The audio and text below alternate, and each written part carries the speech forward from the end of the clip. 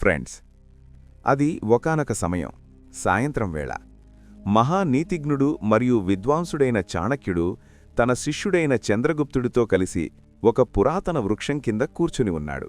అయితే ఆయన గంభీర స్వరంతో, చూడు చంద్రగుప్తా, ఈరోజు నీకు కొన్ని విషయాలు చెప్పబోతున్నాను. నా మాటలను చాలా జాగ్రత్తగా విను, ఎందుకంటే ఈ విషయాలు నీ జీవితాంతం ఉపయోగపడతాయి. ఈరోజు నేను నీకు ఇచ్చే ఈ ఉపదేశం అమూల్యమైనది అని చెబుతాడు. అంతేకాకుండా ఈ మాటలను నువ్వు ఎప్పుడూ గుర్తుంచుకో, ఎందుకంటే ఈరోజు నేను 7 ప్రదేశాల గురించి చెబుతాను. అక్కడికి నిన్ను ఎవ్వరూ పిలిచినా సరే వెళ్లకూడదు. ఎవరైనా పిలిచినా సరే ఆలోచించకుండా అక్కడికి వెళ్లాలని అస్సలు అనుకోకు. పొరపాటున కూడా మరిచిపోవద్దు. ఎందుకంటే ఒక సాధారణ స్వభావం గల వ్యక్తి యొక్క చరిత్ర చాలా నిర్మమంగా ఉంటుంది. వాడు చాలా తేలిగ్గా ఇతరుల వలలో చిక్కుకుంటాడు, మరియు కొన్నిసార్లు అతని అమాయకత్వమే అతన్ని ఇబ్బందుల్లో పడేస్తుంది. నువ్వు నీ మార్గంలో నడుస్తున్నావు, కాని కొన్నిసార్లు దారి తప్పుతున్నావని నేను గమనించాను. అందుకే నువ్వు ఈ విషయాలను ఆచరించాలి, మరియు నా మాటలను లోతుగా వినాలి అని చెప్పగానే చంద్రగుప్తుడు ఉత్సుకతతో, సరే గురుదేవా, సెలవివ్వండి అన్నాడు. చాణక్యుడు నవ్వుతూ, సరే నా కుమారుడా, మనస్సు పెట్టి విను. నేను నీకు చెప్పే ఈ 7 విషయాలను వివరంగా వివరిస్తాను. ఇవి నీ వ్యక్తిగత జీవితానికే కాకుండా ఒక రాజుగా, ఒక యోధుడిగా మరియు ఒక మానవుడిగా కూడా ఎంతో ఉపయోగపడతాయి. ఇవి శాస్త్రాలు, వేదాలు మరియు నా స్వంత నీతులపై ఆధారపడి ఉన్నాయి. అర్థశాస్త్రంలో నేను చెప్పాను, తెలివైనవాడెవడంటే ప్రమాదాన్ని ముందుగానే గుర్తించేవాడు. పద, ఒక్కొక్కటిగా ఈ 7 ప్రదేశాల గురించి చర్చించుకుందాం. మొదటి ప్రదేశం, ఎక్కడైతే నీ గౌరవం ఉండదో. చాణక్యుడు దీర్ఘంగా శ్వాస తీసుకుని ప్రారంభించాడు. మొదటగా చంద్రగుప్తా, విను అని చెప్పే మొదలు పెడతాడు. చూడు చంద్రగుప్తా, జీవితంలో అతిపెద్ద ధనం ఏమిటో తెలుసా? అవే గౌరవం మరియు మర్యాద. సో ఎక్కడైతే నీకు గౌరవం ఉండదో, ఎక్కడైతే ప్రజలు నిన్ను తృణీకార దృష్టితో చూస్తారో, అవమానిస్తారో లేదా నీ ఉనికిని తేలిగ్గా భావిస్తారో, అక్కడికి ఎటువంటి సన్నాహం లేకుండా అడుగుపెట్టడం మృత్యువుతో సమానం. ఎందుకంటే మనిషి మనసు ఎంత బలహీనమైనదంటే అవమానం అతన్ని కుంగదీస్తుంది. ఒక రాజువై ఉండి కూడా నువ్వు అవమానానికి గురైతే నీ రాజ్యం ఎలా నడుస్తుంది? అవమానం యొక్క శక్తి ఎంత ఘాటైనదంటే అది నీ ఆత్మను డొల్లగా చేస్తుంది, నీ నిర్ణయ సామర్థ్యాన్ని బలహీనపరుస్తుంది మరియు నిన్ను బలహీనుడిగా మారుస్తుంది. వాస్తుశాస్త్రం మరియు వేదాలలో ఆత్మగౌరవానికి అత్యున్నత స్థానం ఇవ్వబడింది. ఋగ్వేదంలో చెప్పబడింది, వ్యక్తి ఎప్పుడూ తన గౌరవం పెరిగే వాతావరణంలో ఉండాలి, కానీ తగ్గే చోట కాదు. మొదట తెలుసుకో, అక్కడ ఎవరున్నారో. వారు నీ మిత్రులా లేక దాగి ఉన్న శత్రువులా? ఆ వాతావరణం నీకు అనుకూలంగా ఉందా? ఒకవేళ లేకపోతే ఏదో ఒక సాకు చెప్పి తప్పించుకో. ఏదైనా ముఖ్యమైన పని ఉందని చెప్పు, కాని ఎప్పుడూ వెళ్లవద్దు. ఆ ప్రదేశాలు ఇవి కావచ్చు: గతంలో నిన్ను అవమానించిన వ్యక్తి ఇల్లు కావచ్చు, లేదా నీ జాతి, ధర్మం లేదా పదవిపై ప్రశ్నలు తలెత్తే ఏదైనా సభ కావచ్చు. జీవితం చిన్నది, సమయాన్ని వృధా చెయ్యకు. వేదాలలో చెప్పబడింది, గౌరవంగా ఉండు, అవమానింపబడకు. అవమానం నుండి తప్పించుకో, ఎందుకంటే అవమానం తిరుగుబాటు బీజం నాటుతుంది. అర్థశాస్త్రంలో చాణక్యుడు వివరంగా రాశాడు, ఒక నీతిజ్ఞుడైన రాజు ఎల్లప్పుడూ తన ప్రతిష్టను కాపాడుకోవాలి, ఎందుకంటే ప్రతిష్ఠే రాజ్యానికి పునాది. ఒకవేళ నువ్వు అవమానింపబడితే నీ అనుచరులు నిన్న బలహీనుడిగా భావిస్తారు, నీ అధికారం బలహీనపడుతుంది. శాస్త్రాలలో దీనిని అసమ్మాన విషం అని పిలిచారు. ఇది నెమ్మదిగా శరీరాన్ని నశింపజేస్తుంది. అందుకే ఆలోచించకుండా ఎప్పుడూ వెళ్లవద్దు. ఎల్లప్పుడూ అంచనా వెయ్యి. అక్కడ నీకు గౌరవం దక్కుతుందా? నీ మాట వింటారా? ఒకవేళ లేకపోతే దూరం పాటించు. ఈ నియమం కేవలం వ్యక్తిగత జీవితానికే కాదు, రాజకీయ మరియు సామాజిక జీవితానికి కూడా అనివార్యం. ఒక యోధుడిగా నువ్వు ఎల్లప్పుడూ దృఢమైన స్థితిలో ఉండాలి. అవమానం బలహీనతకు చిహ్నం, మరియు బలహీనత మృత్యువును ఆహ్వానిస్తుంది. వేదాంతంలో ఆత్మ యొక్క పవిత్రతపై ఒత్తిడి ఇవ్వబడింది, మరియు అవమానం ఆ పవిత్రతను దూషితం చేస్తుంది. అందుకే చంద్రగుప్తా, ఈ విషయాన్ని లోతుగా అర్థం చేసుకో. గౌరవం ఉన్న చోటినే ఎంచుకో, మిగిలిన వాటికి దూరంగా ఉండు. ఈ జ్ఞానం నిన్ను జీవితంలో ప్రతి సవాల్లో విజేతగా నిలుపుతుంది. రెండవ ప్రదేశం, వేశ్యాగృహం. చాణక్యుడు చంద్రగుప్తుడి వైపు తీక్ష్ణంగా చూస్తూ ఇలా అన్నాడు, వత్సా, విను. జీవితంలో కొన్ని ప్రదేశాలు ఇలాంటివి ఉంటాయి, అక్కడికి ప్రవేశించడమంటే నీ ఆత్మ గౌరవాన్ని మరియు ఆత్మ బలాన్ని కోల్పోవడమే. వాటిలో ఒకటి వేశ్యాగృహం. ఏ రాజు యొక్క సేనాధిపతి వేశ్యాగృహానికి వెళ్తాడో అతని సైన్యం బలహీనపడుతుంది. ఏ మంత్రి మనస్సు అక్కడికి వెళుతుందో అతని నీతి భ్రష్టుపడుతుంది. మరియు ఏ ప్రజల మొగ్గు అక్కడికి ఉంటుందో ఆ రాజ్యం పతనం వైపు సాగుతుంది. మనిషి జీవితానికి ఆధారం అతని క్యారెక్టర్ మరియు కామం. వేశ్యాగృహం బయటకి ఆకర్షణీయంగా కనిపించవచ్చు. అక్కడ సుగంధం, శృంగారం, నృత్యం, సంగీతం మరియు క్షణిక సుఖం యొక్క ఆభాస ఉంటుంది.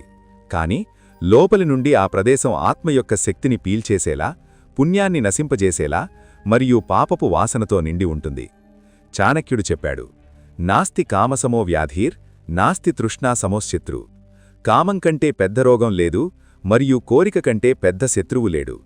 వేశ్యాగృహానికి వెళ్లడమంటే నీ చరిత్రను పణంగా పెట్టడమే. ఎందుకంటే అక్కడికి వెళ్లే వ్యక్తి నెమ్మదిగా తన కోరికలకు గులామైపోతాడు. శరీర సుఖం క్షణికం కాని దాని ప్రభావం దీర్ఘకాలం ఉంటుంది. ఆత్మ యొక్క తేజస్సు తగ్గుతుంది మరియు మనిషి నెమ్మదిగా బద్ధకం, మోహం మరియు నిర్బలంలో చిక్కుకుంటాడు. చాణక్యుడు అంటాడు, రాజు అయినా లేదా సాధారణ వ్యక్తి అయినా సరే వేశ్యాగృహానికి వెళ్లే వ్యక్తి కేవలం తన ధనాన్నే నశింపజేసుకోవడమే కాకుండా తన గౌరవాన్ని మరియు ఆత్మబలాన్ని కూడా పోగొట్టుకుంటాడు. ఎందుకంటే వేశ్యాగృహం కేవలం శరీర వ్యాపారమే చేస్తుంది. అక్కడ ప్రేమ, శ్రద్ధ, నిష్ఠ మరియు పవిత్రత ఉండదు. ఆ ప్రదేశం మనిషి మనస్సును మోహజాలంలో బంధిస్తుంది మరియు నెమ్మదిగా అతన్ని అధోగతికి నెట్టేస్తుంది. ధర్మం, అర్థం, కామం మరియు మోక్షం అనే 4 పురుషార్థాలని శాస్త్రాలు చెబుతున్నాయి. కాని కామం యొక్క స్థానం కేవలం ధర్మబద్ధమైనది. ఎప్పుడైతే కామం ధర్మ పరిధిని దాటి వేశ్యాగృహానికి చేరుతుందో అప్పుడు ధర్మం నశిస్తుంది. ధర్మం నశిస్తే మిగిలిన 3 కూడా నిలవు. వేశ్యాగృహానికి వెళ్లేవారిని సమాజం గౌరవదృష్టితో చూడదు. అతని ప్రతిష్ఠ పడిపోతుంది.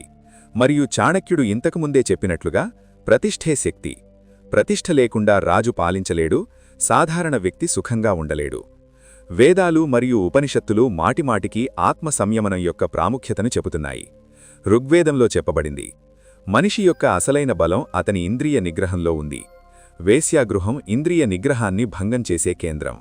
అక్కడికి వెళ్లి సాధకుడు తన లోపలి తపస్సును నాశనం చేసుకుంటాడు.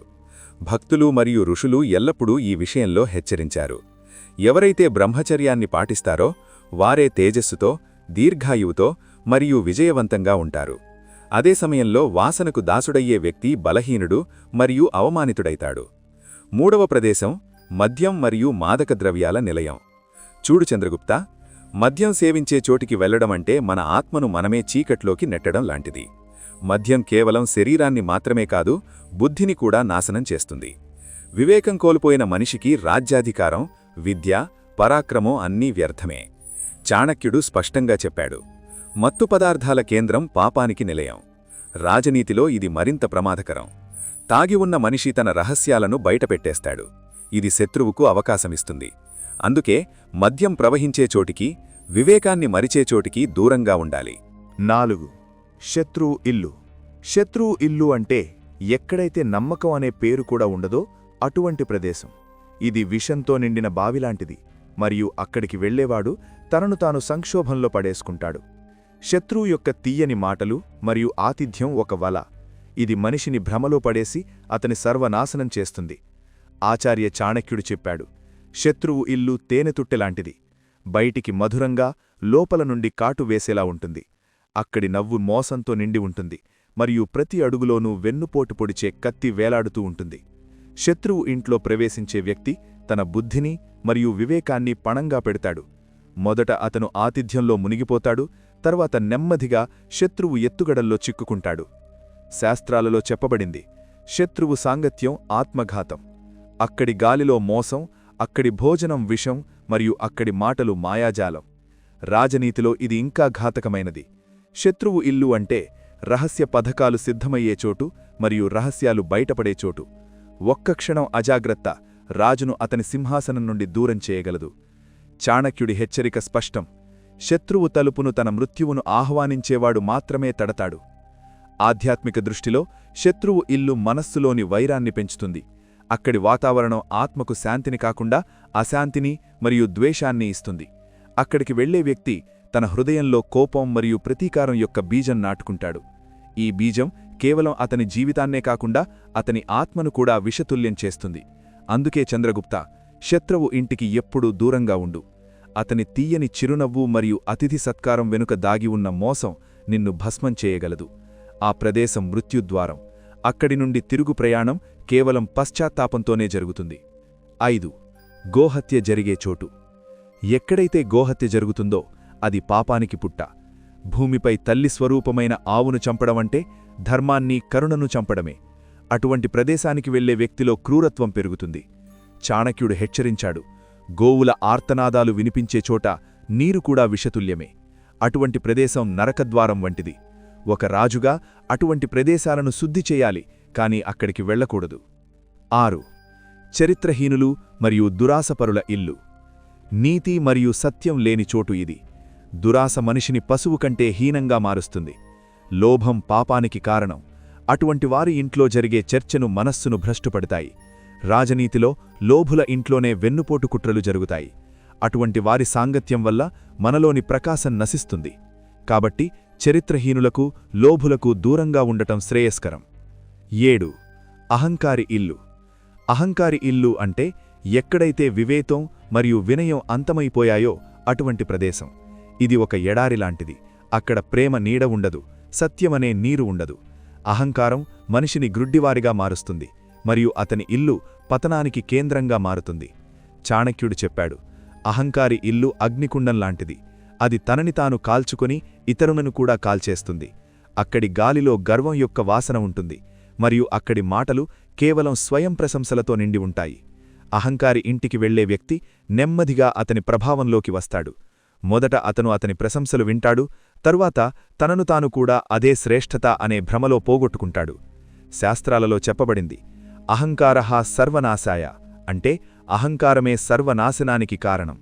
అక్కడి వాతావరణం మనస్సును అశాంతికి గురిచేస్తుంది మరియు వ్యక్తి తన వినయాన్ని కోల్పోతాడు. రాజనీతిలో అహంకారి ఇల్లు అత్యంత ఘాతకమైనది. అహంకారి అయిన రాజు, మంత్రి లేదా సైనికుడు తమ గర్వంలోనే మునిగిపోయి శత్రువులకు బలవుతారు.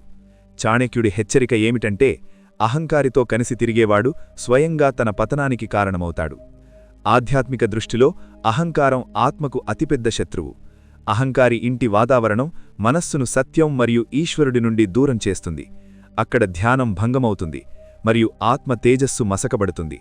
అక్కడికి వెళ్లే వ్యక్తి తన లోపలి సత్యం మరియు శాంతిని కోల్పోతాడు. అందుకే చంద్రగుప్త, అహంకారి ఇంటికి ఎప్పుడూ దూరంగా ఉండు. అక్కడి ఒక చిన్న పర్యటన కూడా నిన్ను గర్వమనే చీకటి బావిలో నెట్టేయగలదు. ఆ ప్రదేశం మృత్యుద్వారం.